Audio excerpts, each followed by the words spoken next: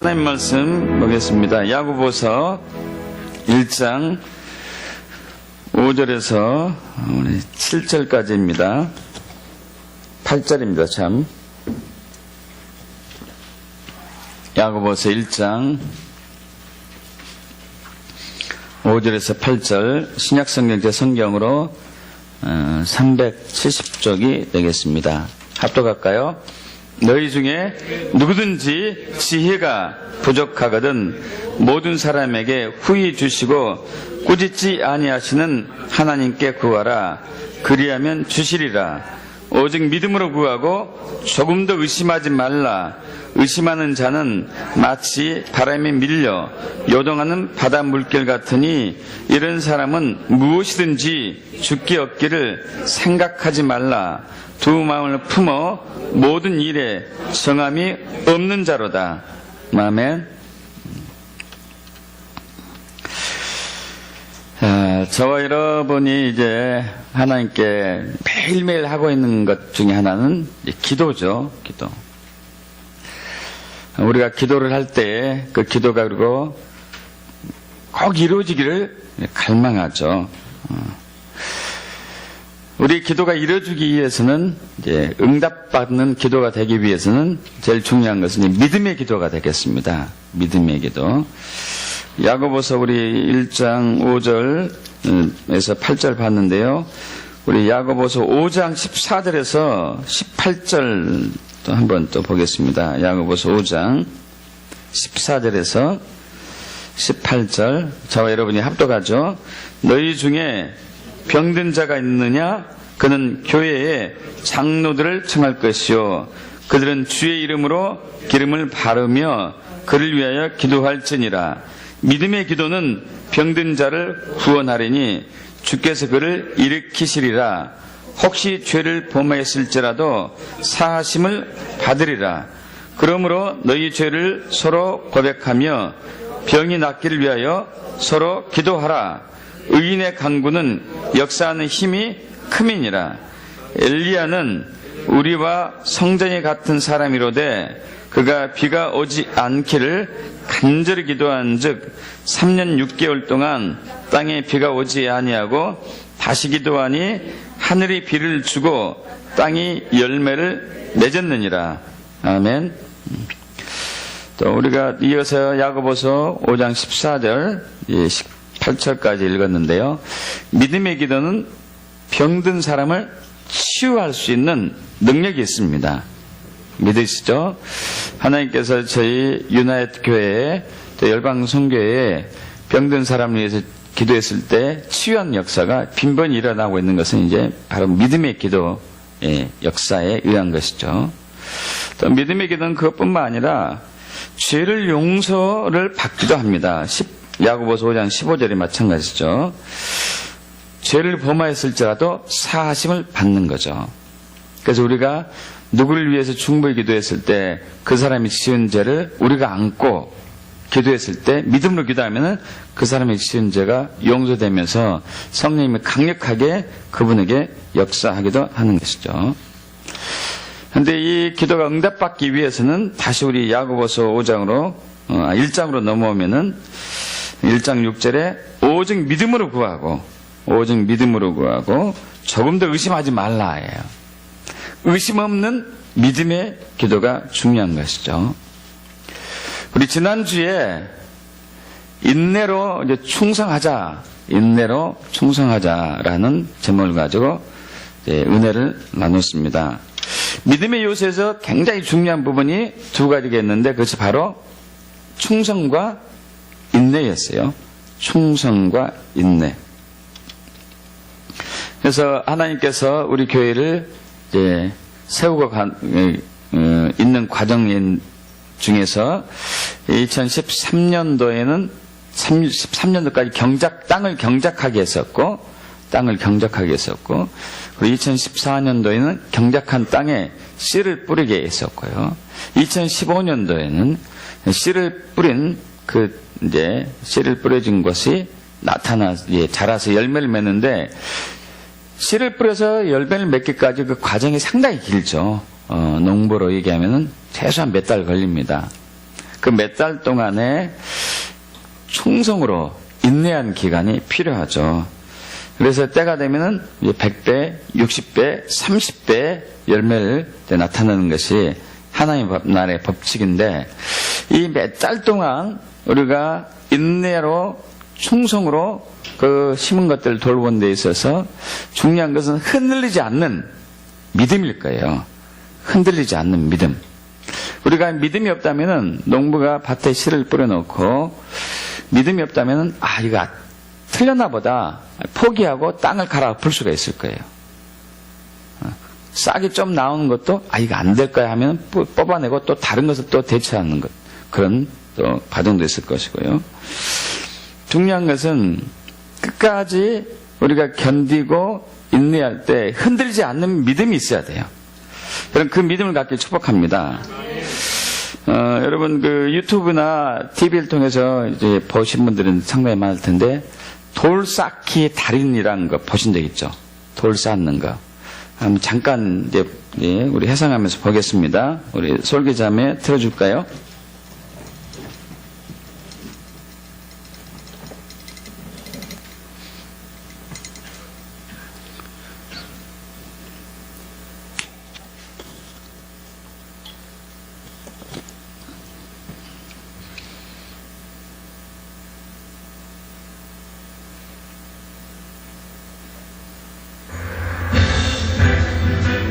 작은 돌 위에 큰 돌을 세로로 세우는 독특한 방식으로 돌을 쌓아올리는 강력 접착제로 붙인 것처럼 전혀 틀림없이 써 있습니다. 이런 돌탑들이 미국 샌프란시스코 해안을 따라 길게 늘어서 있어 난관을 이룹니다. 록밸런싱이라는 주제로 4년째 돌탑을 쌓고 있는 사람은 조각가이자 국민 예술가인 인도네시아 출신의 빌덴시입니다. 상상을 초월할 정도로 기묘하게 돌탑을 쌓는 사람은 우리나라에 일주일에 3번 이곳 산천을 찾아 돌탑을 쌓는다는 영남특시.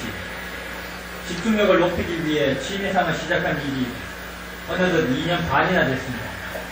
이 돌쌓기가 저를 완전히 고정시켜요. 아주 그냥 숨을 내가 호흡을 들어 마시는 거, 내쉬는 거, 이런 이 모든 거를 다 느끼면서 그걸 어떤 경우는 참아가면서 이렇게 올리는 경우도 있거든요. 그러니까 무지한 그 집중력을 제가 여기서 집중력 훈련을 좀 받고 있어요. 누가 알아주기를 바라는 건 아닌데 돌 쌓는 방식과 쓰러지지 않고 서 있는 모습이 워낙 신기하다 보니 구경꾼들이 몰려들기 마련입니다. 신기하지. 나만 하니까 돌탑 하는 거 많이 봐도 우리서 하는 건 처음 보겠다. 내친 김에 돌 쌓기에 도전해보지만 생각처럼 그렇게 만만치 않은 모양입니다. 이리저리 기울여도 보고 거꾸로 뒤집어도 보지만 계속 쓰러지지는 않습니다. 돌에서 한 얼마나 대수라고 그게 아닌데. 쓰러지기만 하는 돌이 전남특시 손이 닿자 거짓말처럼 똑바로 섰습니다. 바람만 조금 불어도 당장 넘어갈 것 같지만 접착제로 붙인 것처럼 튼튼합니다.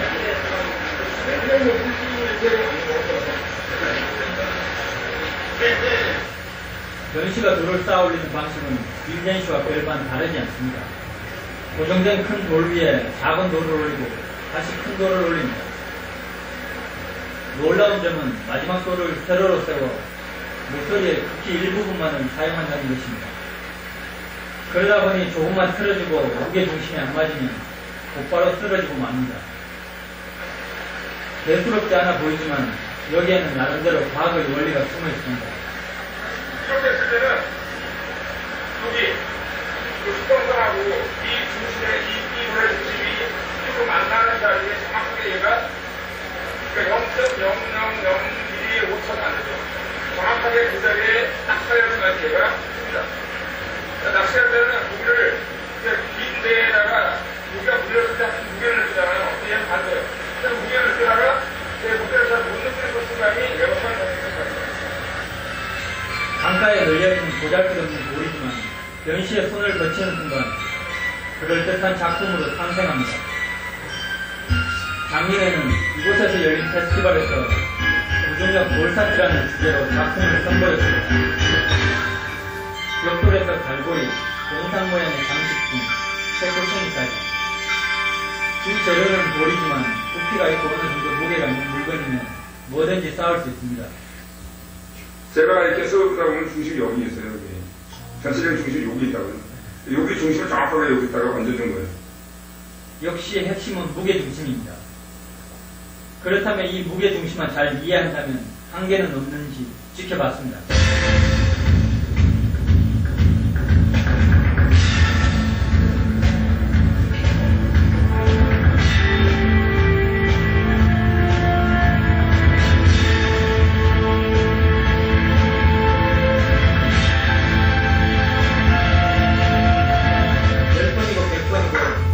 까지 하다 보니 100번 연습이란 별명까지 갖게 된 권남석 씨. 매번 도전이 즐겁다는 것은 또 새로운 도전을 꿈꿉니다. 동상들 서 있잖아요. 동상들 서 있으면 뭐 손가락 이렇게 가리키고 있다 그러면 요리 한번 세워보고 싶고 뭐 이런 거 있잖아요. 이렇게 뭐 어깨가 있는데 뭐 어깨 위에 올리거나 아니면 연합뉴스 김관태입니다. 여러분 어때요? 신기하죠? 비결이 뭐죠? 비결? 중심, 집중력, 중심. 모든 게 중심이 있어요. 우리 사람의 중심은 사람으로 보면 어딜까요? 예, 그러죠. 배꼽 아래 단전 부분을 중심이라고 하죠. 그것처럼 이게 돌에도 중심이 있어요. 중심이.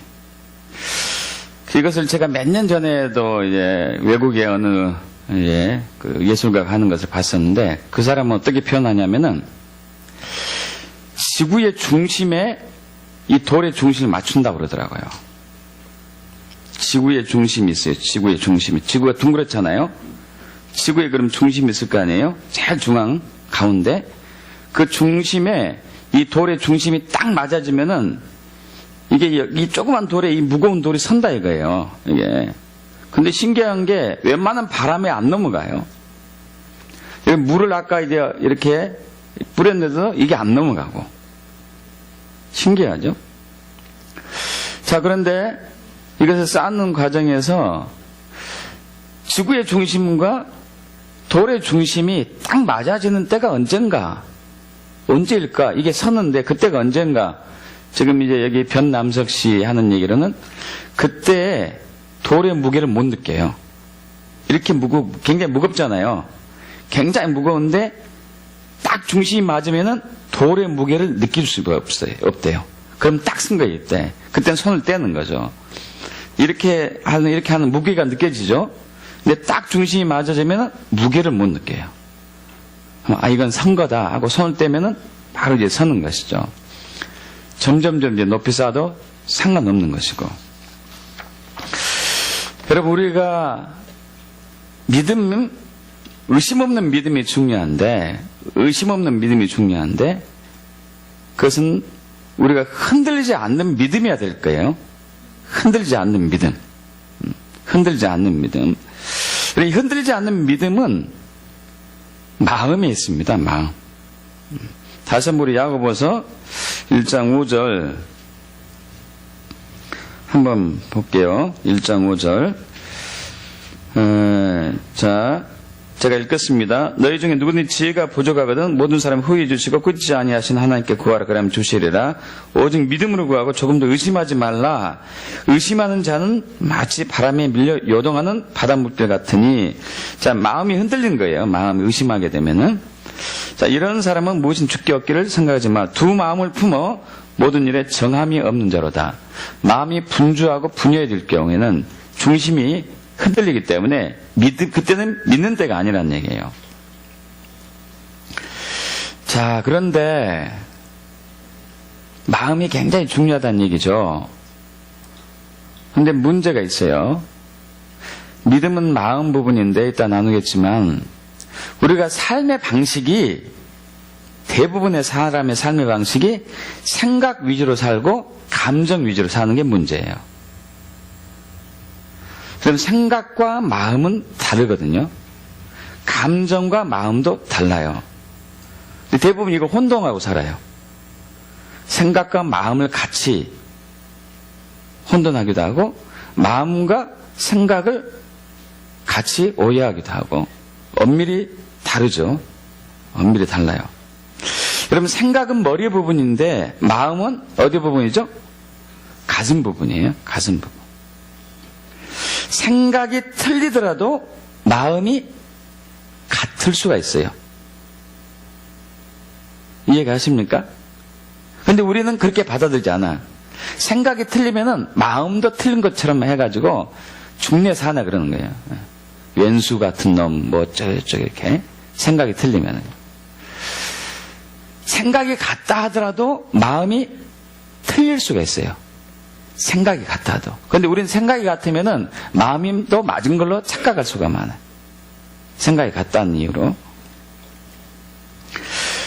예레미야 9장 8절에 보면은 어떤 얘기가 나오냐면은 이제 거짓 선지자, 거짓 제사장, 이제 뭐 이런 여러 가지 이제 목회자에 대해서 나오는데 그들이 입으로는 평화를 얘기해요. 평화. 입으로 평화를 얘기하면 듣는 사람 입장에서 어떨까요? 듣는 사람도 원하는 게 대부분 평화죠. 여러분 평화를 원하시죠? 뭐 목회자가 앞에서 여러분 갈등에 속에 사십시오 이런 사람 없잖아요. 또 저는 갈등을 원해 이런 사람도 없고 평화를 외치고 평화를 원하고. 근데 마음은 아니었다는 얘기예요. 마음은 아니라는 얘기죠. 감정도 마찬가지죠.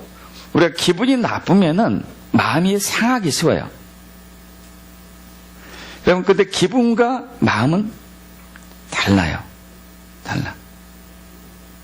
기분이 나쁘더라도 마음이 같을 수도 있고 기분이 같다 하더라도 마음이 틀릴 수가 있는 거예요. 우리는 이 부분을 오해하면서 살아가죠. 혼돈하면서.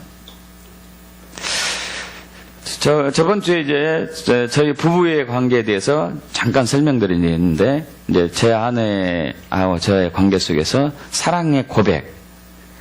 10년 동안 제가 제 아내에게 사랑의 고백을 하지 못했습니다. 그냥 같이 사는 것이 사랑하는 것이다. 돈 벌어다 주는 것이 사랑하는 것이다. 이런 이제 위적인 것을 치우쳤지 마음 중심에서부터는 그러지 않았었죠. 근데 하나님의 은혜와 제 아내의 이렇게 헌신으로 제가 사랑을 고백하게 됐어요. 10년 만에 사랑합니다 얘기했더니 그때부터는 조금 자연스럽게 돼가지고 사랑한다는 말을 이제 일주일에 한 번 했다면은 이제 이것이 뭐 하루에 한 번으로 하루에 여러 번으로 이렇게 늘어났어요. 그걸로 끝난 줄 알았는데 한 10년 지나니까 말로만 이렇게 또 물어보더라고요. 말로만.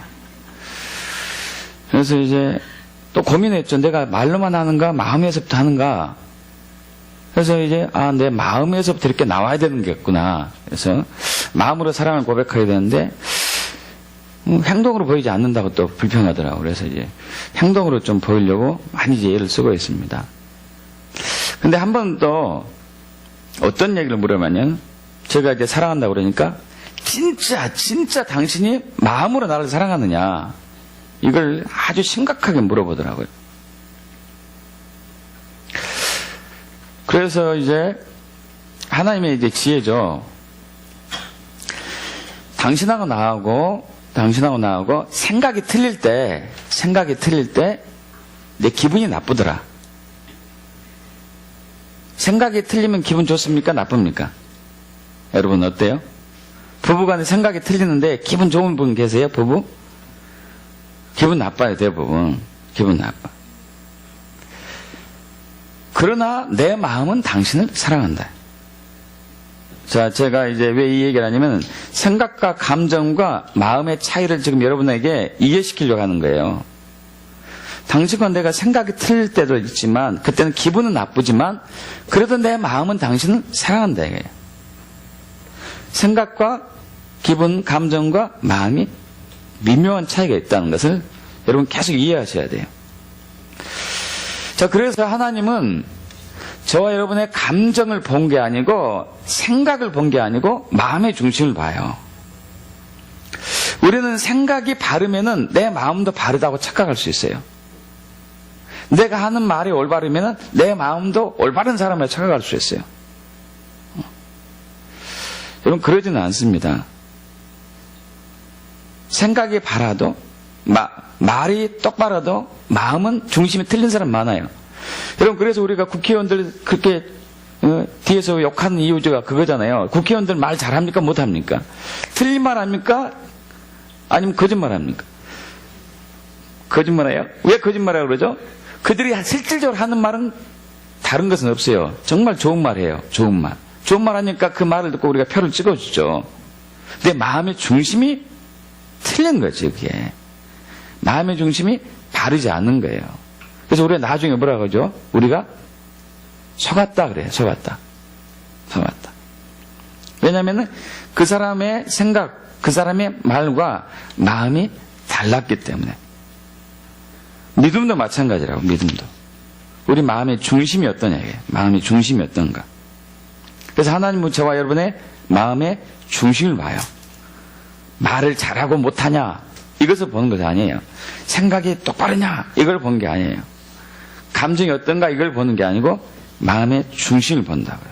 마음의 중심. 대표적으로 우리 사무엘상 16장에서 하나님께서 사울 왕을 버리시고 이제 다윗을 세우는 과정이 나옵니다. 그래서 사무엘 선지자에게 다윗의 집으로 가라고 그러잖아요. 베들레헴으로 가라고 그러죠. 그래서 이제 사무엘 선지자가 베들레헴으로 가죠. 가서 보니까 이제 다윗의 아버지 이세 집에 들어가니까 자녀들이 이제 다 모여 있어요.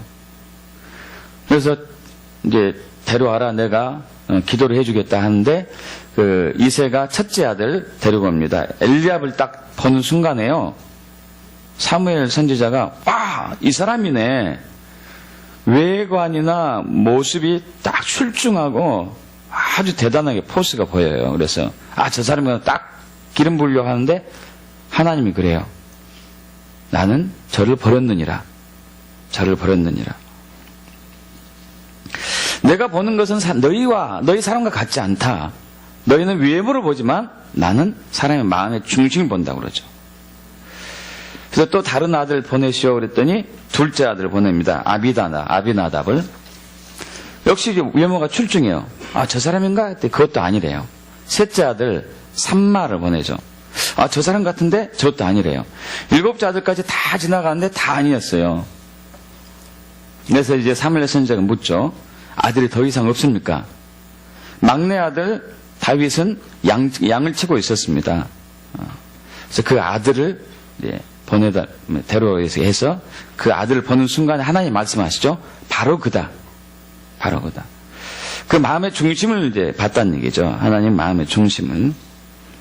우리는 그 마음의 중심을 보기보다는 외적인 것을 보고, 외모를 보고, 학벌을 보고, 지위를 보고, 능력을 보고, 학식을 보고, 이런 것을 많이 보게 되죠. 예레미야 12장 3절에 이런 말씀도 있죠. 여호와께여, 주께서 나를 낳으시고 나를 보시며 내 마음이 주를 향하여 어떠함을 감찰하시오니. 자, 하나님은 저와 여러분의 마음이 어떤가를 살피고 있어요. 항상 살피고 있어요. 여러분 한번 여러분 자신의 마음이 중심이 하나님 향해서 어떤가를 고민하셔야 돼. 여러분 마음의 중심이 하나님 향해서 어떤가. 하나님은 저와 여러분의 마음의 중심을 보신다니까요. 마음의 중심을. 생각과 감정이 아닌 마음의 중심을 봐요. 그래서 우리가 추수 때까지 인내하고 충성하려면은 우리의 마음이 흔들리지 말아야 돼요. 마음이 집중돼야 되겠죠. 집중돼야 돼요. 여러분, 우리는 그 고전 소설에서 성춘향과 이도령을 잘 아시죠? 여러분 잘 아세요. 남원의 이제 전라도 남원의 성춘향, 기생 월매의 딸 성춘향이가 있었었고, 거기에 또 이도령이 있었는데, 어느 날 이도령이 성춘향이가 이제 그네 타는 것을 보고 눈이 확 뒤집어지잖아요. 뿅 가죠. 한마디로 뿅. 둘이 이제 사랑을 하게 되고 약속을 하게 됩니다. 100년 가약을 맺게 되죠. 그러다가 이도령은 과거 때문에 서울로 올라가게 되고, 거기 성춘향이는 이도령이 올 때까지 이제 거기 살고 있는데, 그때 이제 변사또란 사람이 그 마을에 원님으로 오잖아요, 원님. 변사또가 성춘향이를 유혹하죠. 꼬시려고. 갖가지 선물을 많이 줬는데도 안 넘어갔습니까? 안 넘어갔습니까? 안 넘어갔어요. 안 넘어가니까 협박을 하죠, 협박을. 너 이게 이거 불법이야. 너 영업하는 거. 아마 이랬을 것 같아요. 이 불법이야, 이거. 이거 없애버릴 거야. 너희 엄마도 직업을 잃고 너는 이제 완전히 너희 집은 거지 된다. 그래도 흔들리지 않았어요. 이도령을 향한 그 마음이, 사랑하는 마음이 절대 흔들리지 않았죠. 끝까지 있었습니다. 나중에 이도령이가 이제 장원급제 가지고 암행어사라는 직함을 가지고 그 마을에 와서 변사또를 이제 징계하고 자신이 또 이도령이 아닌 척하고 춘향이를 시험하죠. 시험합니다. 나에게 숙청을 들라. 춘향이 어떻게 하죠? 거절하죠. 거절해. 그래서 마지막에 나의 얼굴 봐라 해가지고 극적인 이제 만남이 이루어지는 것이죠. 여러분, 우리가 자꾸 믿음이 오랜 생활을 했음에도 불구하고 성장하지 않고 기도하는 것이 이루어지지 않는 것은 우리 마음에 문제가 있는 거예요. 마음에. 우리가 마음을 들여다보지 않고 있어요. 저와 여러분이 내 자신의 내면을 들여다보지 않고 있는 거예요. 자꾸 외적인 생각과 감정에 치우친 삶을 살아요. 우리는 어려서부터 그런 교육을 많이 이제 받아왔고 또 그렇게 시킵니다. 우리 자녀들에게 교육할 때 제일 많이 하는 언어가 뭔지 아십니까? 제일 많이 쓰는 언어. 네 생각은 어떠냐 이거야. 네 생각은 어떠하냐. 네 생각이 뭔데? 네 생각을 얘기해봐. 네 생각이 뭐냐? 어떤데 그래? 여기에 대해서 넌 어떻게 생각해? 응? 그렇게 하다 보니까 우리는 평소에 수만 가지 생각으로 가득 차 있어요. 그래서 5만 가지 생각이래요. 5만 가지 생각. 오자는 5오자는 아니죠. 근데 신기하게 미국의 유명한 심리학자 쉐드 햄스테드 씨가 인간의 하루에 생각하는 그 수가 몇 개나 되나 이렇게 해봤대요. 참 별사람도 다 했어요. 어떻게 했나 몰라요. 5만에서 6만 가지래요. 좀 신기하죠. 5만에서 6만 가지. 그 중에서 99% 이상이 쓸데없는 생각이에요. 별 볼일 없는 생각들. 자, 우리는 생각대로 살고 있어요. 생각대로. 내 생각이 옳으냐, 네 생각이 옳으냐, 누구 생각이 옳으냐, 누구 판단이 맞냐, 이 생각도 살아요. 여러분, 그런데 참 신기한 게 우리의 생각이 맞을 수 있고 틀릴 수도 있고 아닐 수도 있고 있다는 얘기예요. 얼마 전에 꽤 오래된 얘기인데 미국의 어느 학자가 무슨 실험을 했냐면은 사람들의 고정관념에 대해서 얘기해서 고정관념. 그걸 시험을 합니다. 어떤 시험을 했냐면은 농구장에서 실내 농구장이에요. 실내 농구장에서 6사람을 농구 코트 안에 이렇게 두었습니다. 그리고 3사람은 흰 옷을 입게 했어요. 3사람. 그리고 3사람은 검정 옷을 입게 하고. 그리고 남자와 여자를 이렇게 이제 관람석에 앉게 해가지고 농구공을 가지고 흰 옷 입은 사람, 그러니까 농구공이 2개예요. 2개였습니다. 검정 옷 입은 3사람이 서로에게 이제 패스를 해줘요. 패스. 또 흰 옷 입은 사람도 서로에게 패스 해줘요. 그래서 주변에 있는 남자와 여자들에게 어떻게 얘기했냐면은 여자분들 흰 옷 입은 사람이 패스하는 숫자를 세어보십시오. 이상하게 남자가 세는 숫자하고 여자가 세는 숫자가 다릅니다. 하고 이제 이런 시험을 했다고요.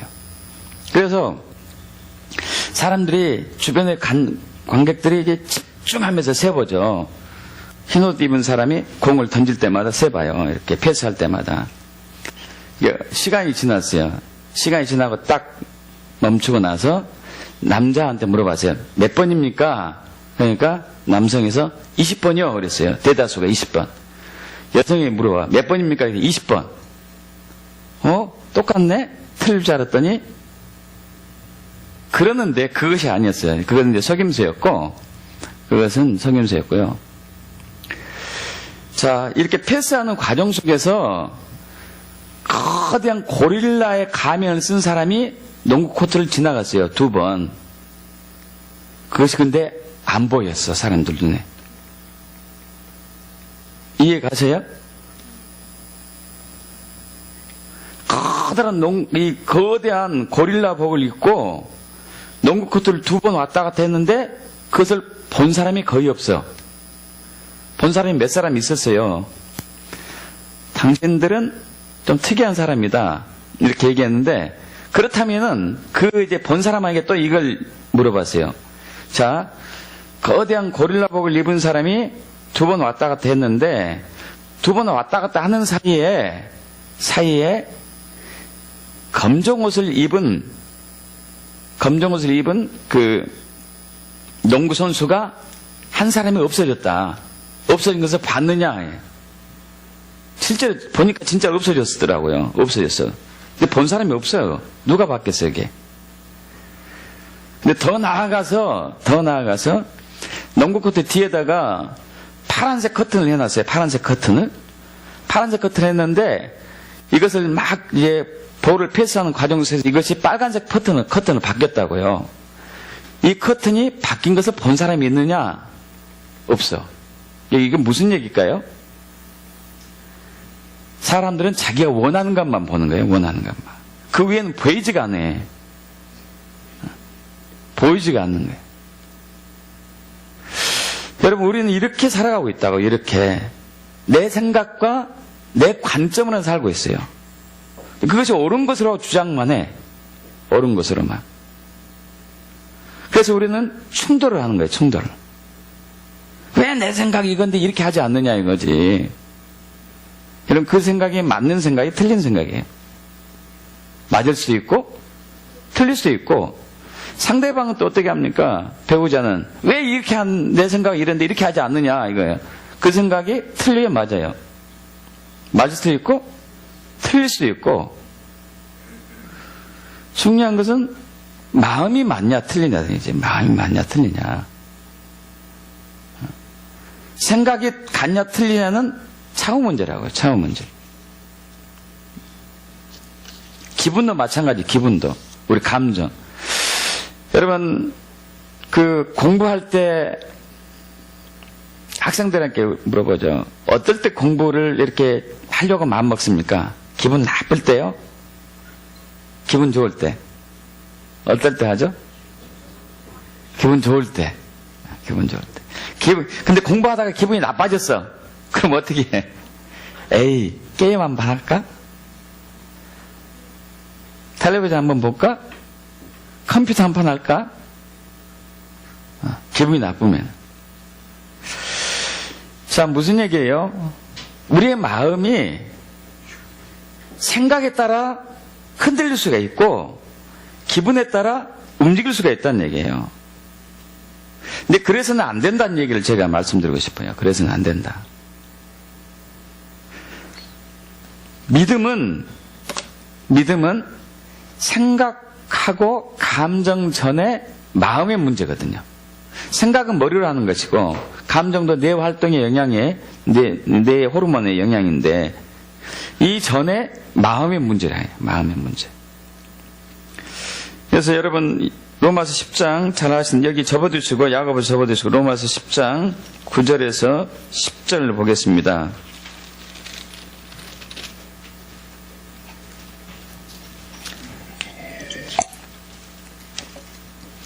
합독합니다.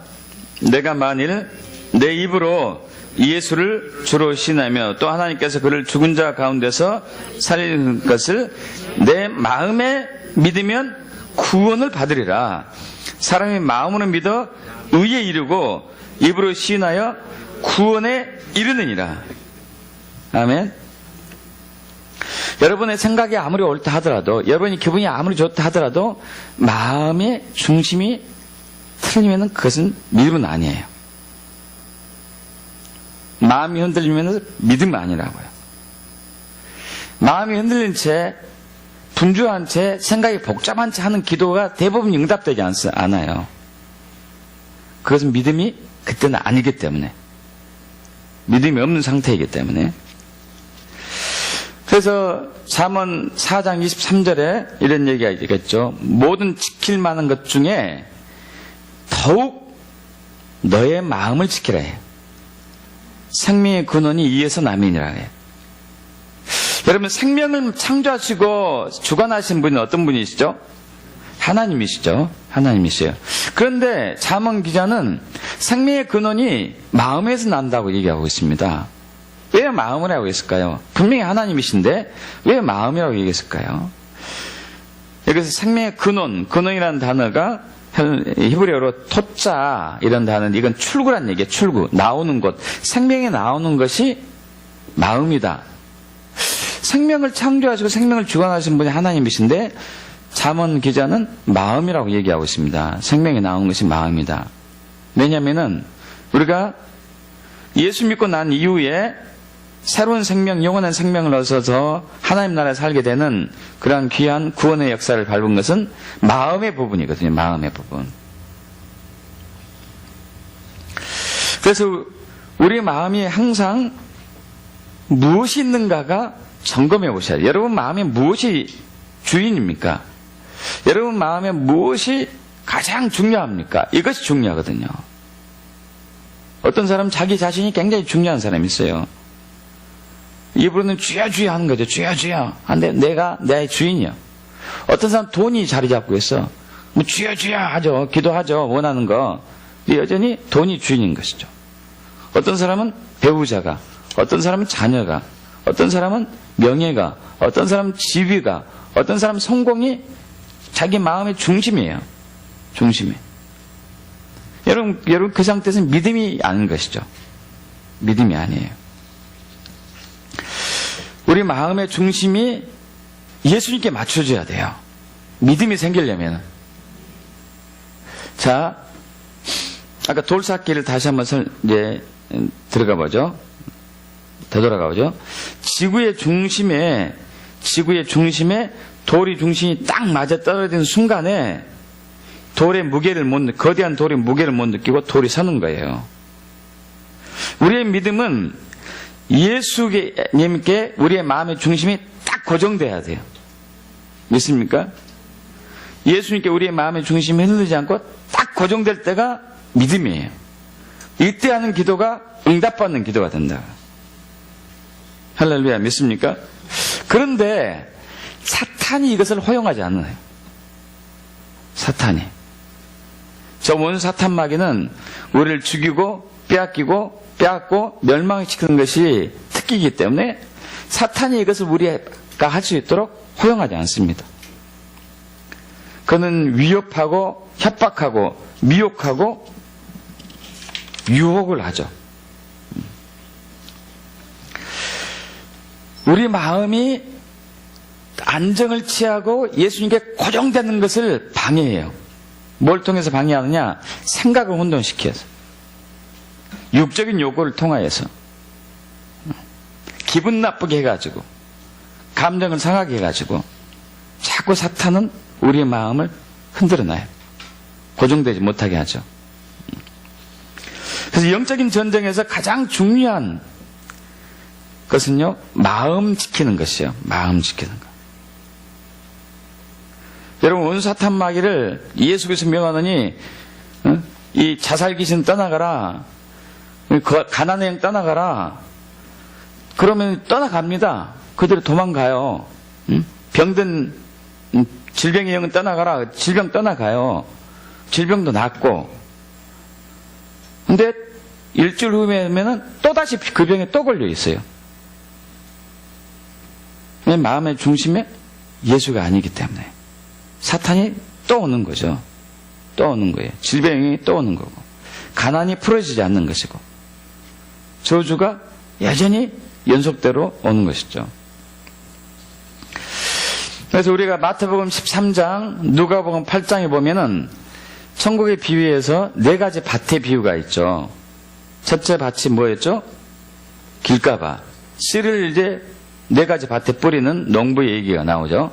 길가밭에 뿌리고, 두 번째 밭은 돌밭에 뿌리고, 세 번째 밭은 가시밭에 뿌리고, 네 번째 밭은 옥토에 뿌려지고. 자, 길가에 뿌려진 씨앗은 딱딱하기 때문에, 사람들이 지나다니면서 딱딱해졌기 때문에 씨가 땅 속에 들어가지 않고 표면에 노출되어서 새들이 와서 주워 먹었죠. 자, 이것은 견고한 진을 얘기하고 있죠. 견고한 진. 아까 제가 그 사람의 관점을 얘기했습니다. 사람의 관점. 이제 농구 이렇게 6사람이 이렇게 볼을 패스하는 과정에서 사람은 자기가 원하는 것을만 보게 된다고요. 이 견고한 진이 우리에 있어요. 내가 원하는 것만, 내가 생각하는 방향만이야. 여러분, 이 테이블이 이렇게 있는데 면이 몇 개 있죠? 면이 몇 개입니까? 4면이에요? 6면이지, 6면. 밑에도 있고 위에도 있고, 그죠? 이것도 이제 관점이에요, 관점. 6개의 관점이 있어요, 6개의 관점. 그런데 우리는 이쪽만 보고 죽으라고 이쪽이라고 고집하죠. 어떤 사람이 이것만 보고 죽으라고 여기가 맞다고 고집하고. 둘 다 맞아요? 둘 다 틀려요? 둘 다 맞을 수 있고, 둘 다 틀릴 수 있고, 우리는 끝까지 고집하는 거예요, 끝까지. 그래서 예전에 저는 이제 이 견고한 진이 정체를 알고서 돌로 쪼개고 싶더라고, 머리를, 제 머리를. 제 머리를 돌로 쪼개고 싶어요. 가끔 여러분 머리도 그렇게 하고 싶어, 그냥. 지독하게 이쪽만 보니까. 근데 그렇게 해도 될 뜻은 아니고, 성령이 쪼개져야 돼. 성령이 쪼개야 돼요. 믿습니까? 성령이 쪼개도록 여러분 허락하십시오.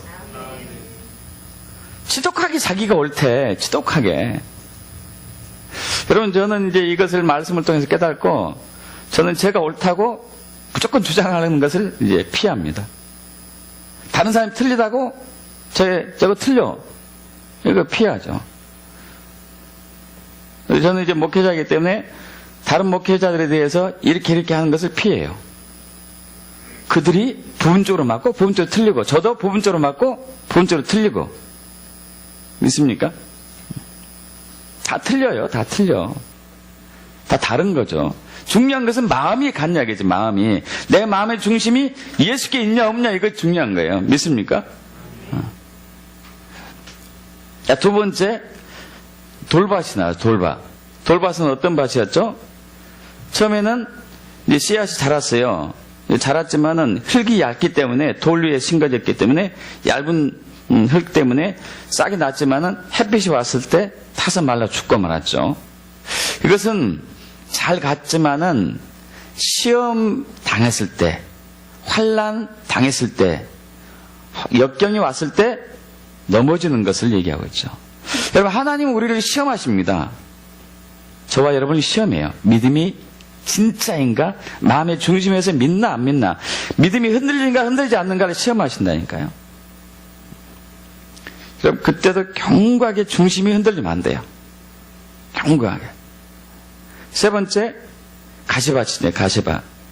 가시밭에서는 재물의 염려, 재래의 유혹 때문에 넘어진 사람이에요. 하나님보다 더 중요한 것들이 내면에 숨겨져 있는 것이죠. 명예, 돈, 지위, 세상, 가족, 뭐 더 중요한 것들이 있죠. 그걸로 이제 넘어져서 열매 맺지 못한 것. 열매 맺은 것은 오직 옥토에 심겨진 것만. 그것은 바로 인내로 말씀을 듣고 지켜서 인내로 결실하는 사람. 마음이 흔들리지 않는 사람. 여러분, 마음을 지키셔야 돼요. 마음을 지키셔야 돼. 예레미야 19장 우리 9절에 보면은 17장 9절이죠. 만물보다 거짓되고 심히 부패한 것이 사람의 마음이다. 사람의 마음. 저와 여러분의 마음은 하루에도 12번 이상 변들기 쉽습니다. 12번 이상. 마음의 중심이 흔들지 말아야 돼요. 그래서 이 흔들리지 않는 마음을 갖기 위해서 어떻게 해야 되는가? 어떻게 되는가? 여러분, 감정을 처리를 잘 하세요. 감정. 기분 나쁠 때, 우린 기분 나쁘면 어떻게 합니까? 기분 나쁜 대로 행동하잖아요. 기분 나쁘면 걷어차기도 하고, 따라 부시기도 하고, 기분 나쁘니까. 내 기분 나쁘다 이거지, 기분 나쁘다. 여러분, 감정, 이 마음과 감정 관계에서 마음이 더 중요합니다. 감정보다도. 감정은 왔다 갔다 하잖아요. 왔다 갔다. 웃었다, 울었다가, 웃었다가, 좋았다가, 나빴다가. 그러나 마음은 흔들지 않을 수가 있어요. 지킬 수 있어요. 그럼에도 불구하고. 그래서 감정을 처리를 잘 하셔야 돼요. 감정. 좀 객관적으로 볼 필요가 있어요. 객관적으로. 여러분 지금 이제 기분이 어떻습니까? 기분이 여러분 어때요? 지금 좋습니까? 어떤 사람은 좀 찜찜할 수도 있어요. 어떤 사람은 덤덤할 수도 있겠고, 어떤 사람은 좋을 수도 있겠고, 어떤 사람은 오늘 아침에 부부싸움이 했으면 이제 나쁘겠죠. 그렇죠. 나쁠 수도 있고, 또 자녀 문제로 인해 가지고 생했을 수도 있고. 여러분 그것들이 저와 여러분의 마음을 해치게 해서는 안 돼요. 이해가시죠? 그것들이 저와 여러분의 마음을 해치게 해서는 안 된다고요. 그래서 그것들을 기분을 처리하셔야 돼요. 처리를, 감정을. 여러 가지 방법이 있는데 찬양과 경배하는 게 좋겠죠. 가사 하나하나에 내 마음을 실어가지고 찬양하는 거죠. 찬양하는 거. 그냥 덤덤하게 하는 것이 아니라 가사 하나하나에 내 마음을 실어가지고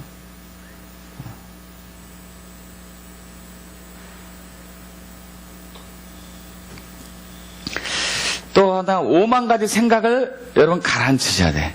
5만 가지 생각들. 어떻게 가라앉힐 수 있을까요? 어떻게? 이런 시간은 많이 가질수록 좋습니다. 말씀을 암송하거나 말씀을 묵상하는 것. 이 생각들은 하나님의 생각으로 바꿔야 되거든요.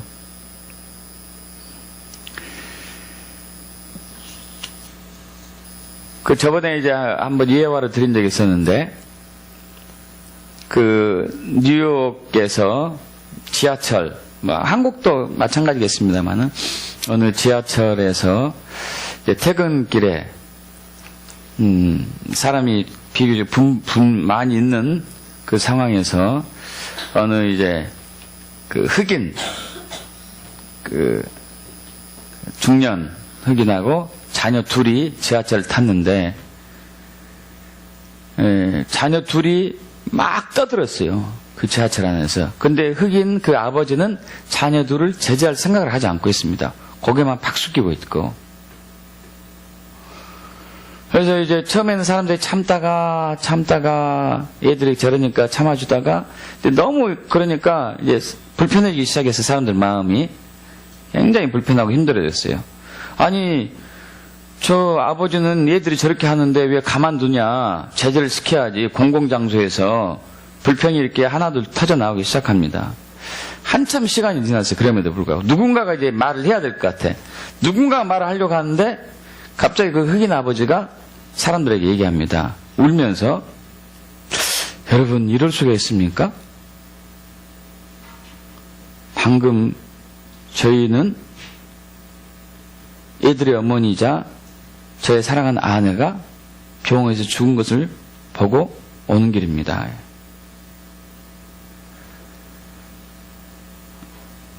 그러면서 눈물을 똑똑 흘리는 거예요. 그 아내가 고질병이 있었는데 그거 모르고 있었는데 암이 있었던가 봐요.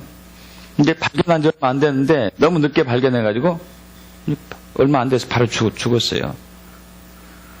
그러니까 애들은 그것도 잘 모르죠. 이제 꼬맹이들이니까. 그렇게 뛰어놀지만은 앞으로 애들이 어떻게 자랄까? 자기는 또 어떻게 앞으로 살아갈까? 정말 답답하고 암담하고 정말 슬프죠. 특히 무엇보다 아내를 잃었다는 것에 대해서. 거기에 있는 사람들의 마음이 어땠을까요?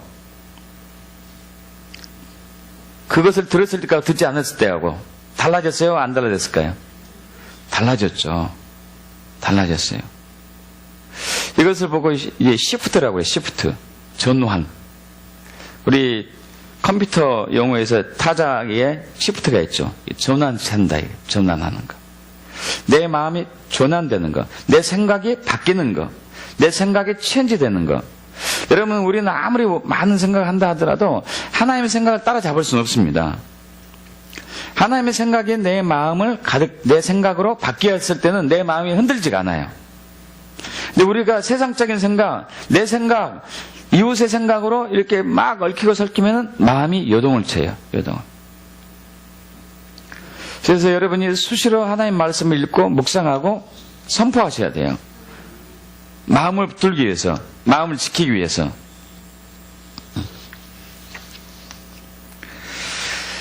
무엇보다도 내 마음을 예수께 고정시켜야 되겠죠.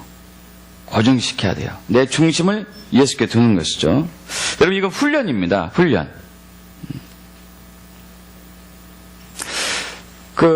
올림픽 게임에서 우리나라 선수들이 잘하는 종목 중에 하나가 양궁이잖아요. 양궁. 아시죠? 사격하고 양궁. 그러면 이제 조그만 관역에다가 이제 화살을 쏘는 거죠. 총을 쏘고. 근데 총을 쏘고 화살을 쏘는 그 운동선수가 기분이 나빠. 이러면 정확히 맞춰요? 못 맞춰요? 못 맞추죠. 여러 가지 생각이 복잡해. 막 이 생각 저 생각 뭐 하고 맞춰요? 못 맞춰요? 정확히 중점에는 못 맞춰요. 주변에만 맞추죠. 자, 아까 돌삭기 달인 얘기가 있었습니다. 이 중심 맞추기가 쉬워요? 어려워요? 어려워요. 수도 없는 연습을 해야 돼. 수도 없는. 100번이고 200번이고 300번이고 1000번이고 계속 맞춰야 돼. 계속. 그 중심이 고정될 때까지. 중심이 맞춰질 때까지. 여러분 마찬가지예요. 제가 여러분의 마음의 중심이 예수께 고정될 때까지는 수도 없이 하셔야 돼요. 수도 없이. 하루 이틀이 되는 것은 아니죠. 어쩌다가 이제 사격선수가 총을 이렇게 딱 연습하는데 100발 중에 한 발만 딱 중심에 맞았어. 그것은 실력으로 맞을까요? 어쩌다 맞은 걸까요? 어쩌다 맞은 거 어쩌다. 그거 지 실력은 아니지. 100발 중에서 90발 이상이 중앙에 맞고 10발이 좀 흩어지고 이러면은 지 실력이겠죠. 그런데 100발 중에서 99발은 완전히 흩어졌고 한 발만 중심에 딱 있어. 그건 지 실력이 아닌 거죠. 마찬가지예요. 저 여러분의 마음의 중심이 예수께 고정되는 것은 하루 이틀에 이렇게 딱 고정되긴 힘듭니다. 계속적인 연습을 하셔야 돼요. 계속적인 연습. 여러분 한번 눈 감아 보셔봐요. 눈 감으십시오. 눈 감으셔봐요. 자, 예수께 고정하는 것을 해봅시다. 그래서 간단하게. 자, 예수님께 여러분 마음의 중심을 두는 거예요. 예수님께. 쉽게 가는 사람도 있어요. 그러나 대부분 쉽게 가지 못해요. 자, 그럼에도 불구하고, 자, 눈 뜨시죠? 자, 시간이 되면 이제 많이 하면 좋겠지만은 지금은 그런 상황은 아니고, 그럼에도 불구하고 계속 고정하셔야 돼. 집중하셔야 돼요. 이해가시죠? 계속 집중하셔요. 집중. 자, 그래가지고, 자, 아까 이 지구의 중심에 돌의 중심을 딱 맞췄을 때, 이게 원래 이제 아주 아슬아슬하게 서 있는 거 아닙니까? 이렇게 서 있는 거잖아요. 이렇게. 그죠? 근데 이것을 살짝 바람 불으면 넘어질까요? 안 넘어질까요? 넘어질 것 같았고, 물을 뿌렸는데 왜 안 넘어지죠? 중심이 딱 맞아 있으니까, 중심이 딱 고정되어 있으니까 안 넘어지는 것이죠. 자, 마찬가지예요. 우리의 마음의 중심이 예수님께 딱 고정되어 있으면은 이 순간부터 아까 이제 돌 쌓기에서 그 지구의 중심과 돌의 중심이 딱 맞으면은 지구의 중심에서 중력이 돌을 끌어당기죠. 그래서 웬만한 것은 안 넘어지는 거예요, 이게. 비가 와도 바람 불어도 태풍이 불기 전에는 잘 안 넘어져요. 끌어당기니까. 마찬가지예요. 저와 여러분의 마음의 중심이 예수께 딱 고정되면은 예수의 생명이 저와 여러분과 연결되기 시작해요. 믿습니까? 예수님과 저와 여러분이 이제 딱 끈으로 연결되는 거죠. 연결되면서 여기서부터 예수님 안에 있는 생명이 우리에게 흘러와요. 할렐루야. 우리에게 흘러와요. 예수의 믿음이 우리의 믿음으로 흘러와요. 그때 진짜 믿음으로 바뀌는 거예요. 진짜 믿음으로. 흔들지 않는 믿음으로. 예수님의 능력이 우리 안에 흘러오는 거죠. 할렐루야. 믿습니까? 우리는 자꾸 그런데 외적으로 가려고 그래요. 뭔 생각으로 가려고 그러고 기분에 따라 반응하고. 그러지 않습니다. 내 마음의 중심이 예수께 고정돼야 돼요. 예수님께. 고정되면은 예수 안에 있는 생명이 내 안으로 이렇게 흘러오기 시작합니다. 흘러오기 시작할 때 열매가 맺으시죠. 그래서 포도나무 비유가 나오잖아요. 요한복음 15장에서. 나는 포도나무요 너희는 가지니 제가 내 안에 내가 저 안에 있으면 이 사람은 과실을 많이 맺나니 너희가 나를 떠나서는 아무것도 할 수 없느니라. 있습니까? 포도나무 가지가 이렇게 있는데 포도나무가 있는데 가지가 딱 붙어 있어야 되잖아요. 근데 떨어졌어. 그럼 이 포도가 결실이 없죠. 딱 붙어 있어야 되죠. 그래서 열매가 열리겠죠. 딱 붙어 있다는 것은 저와 여러분의 마음이 예수께 고정된 거라고요. 그러면 이 안에 있는 진액들이 땅에서 흘러나와서 나무를 통해서 나무 가지로 전해져 가지고 포도송에 들어가 가지고 포도가 열매를 맺을 수 있죠. 마찬가지죠. 저와 여러분의 마음이 주님께 집중되는 거죠. 집중되면 예수 안에 있는 생명과 능력과 기름 부음과 은사와 여러 가지 일들이 영광이 우리에게 흘러와요. 그래서 우리는 기도할 때 역사가 나타나는 거죠. 믿습니까? 그때 능력이 드러나는 것이고 그때 치유가 있고 그때 회복이 있고 할렐루야. 근데 우리는 자꾸 생각으로 가. 생각해보니까 생각해봤자 거기서 거기라니까요. 아무리 생각해도 이것만 봐. 저와 여러분은 어쩌다가 이거 볼 때도 있겠죠. 그래도 나머지 4명은 또 못 보는 거예요. 또 6명 봤다 하더라도 이 안에서는 또 안 보이죠. 안에도 있잖아. 안에도. 그죠? 안에도 또 이제 박스가 또 있잖아요. 안에 것은 또 안 보이는 거죠.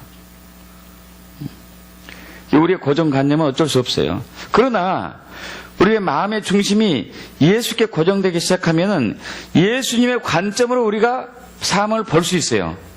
할렐루야. 믿습니까? 예수님의 생각으로 우리가 생각이 바뀌는 것이고 할렐루야. 그래서 상황에 맞게 언제든지 할 수 있는 것이죠. 제 아내가 참 제가 이렇게 부러워하고 닮고 싶은 것 중에 하나가 사람들하고 대화할 때 마음을 주님께 집중하는 게 있어요.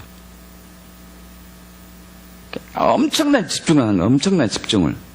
엄청난 집중하다 보니까 대부분 제 아내하고 대화를 하고 난 사람들은, 상담하고 난 사람들은 위로를 받아요. 치유를 받고 회복이 되고. 왜냐하면 그 말은 제 아내의 생각이 아니에요. 마음이 예수께 고정됐기 때문에 예수부터 흘러나오는 성령님의 생각이에요.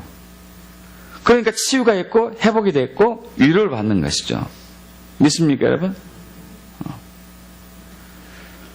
여러분, 저와 여러분이 그렇게 되도록 훈련하는 거예요. 훈련해야 돼요. 계속 마음의 중심을 예수께, 안테나를 예수께. 할렐루야. 마음의 안테나를 예수님께. 그러면 어떤 위기나 고난이 온다 하더라도 하나님의 생각으로 지혜로 해결할 수 있는 것이죠. 믿습니까? 위기나 고난은 인간적인 세상의 위기나 고난들을 내 생각은 한계가 있잖아요. 여러분 잘 해보시죠. 그래서 하나님의 방법으로 하면 이건 해결되는 거죠. 있습니까? 예수님께 집중하셔야 돼요. 예수님께. 우리의 생각을 내려놓고. 그래서 5만 번 기도 응답받은 조지 밀러. 참 대단하다. 평생 동안 5만 번. 5만 번이 여러분 큰 것만 5만 번입니다. 큰 것만. 자기가 기록한 것만. 기록하지 않은 것은 더 많을 거예요.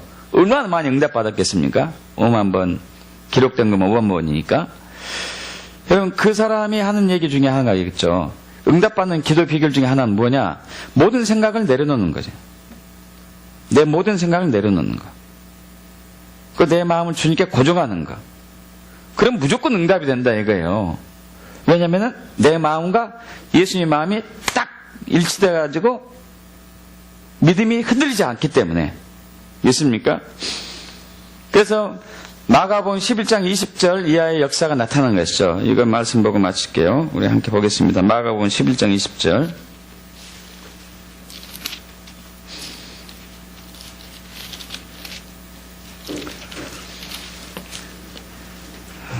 (20절에서) 24절 합독합니다. 그들이 아침에 지나갈 때에 무화과 나무가 뿌리채 마른 것을 보고 베드로가 생각이 나서 여짜오되 랍비여 보소서 저주하신 무화과 나무가 말랐나이다.